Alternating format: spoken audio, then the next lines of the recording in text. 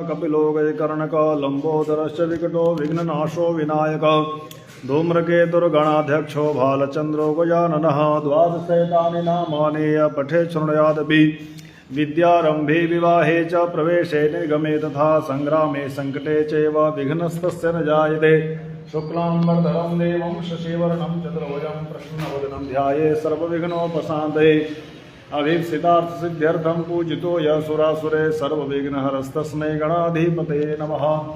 सर्वमंगलमांगल्ये शिवे सर्वार्थसाधिके शरण्ये त्र्यंबके गौरी नारायणे नमोस्तुते। सर्वदा सर्वकार्येषु नास्ति तेषाम् अमङ्गलम् येषां हृदयस्थो भगवान् मङ्गलायस्तनो हरि। तदेव लग्नं सुदिनं तदेव ताराबलं चन्द्रबलं तदेव विद्याबलं देवबलं तदेव लक्ष्मीपदे तेङ्घ्रियुगं स्मरामि। लाभस्तेषां कुतस्तेषां पराजयः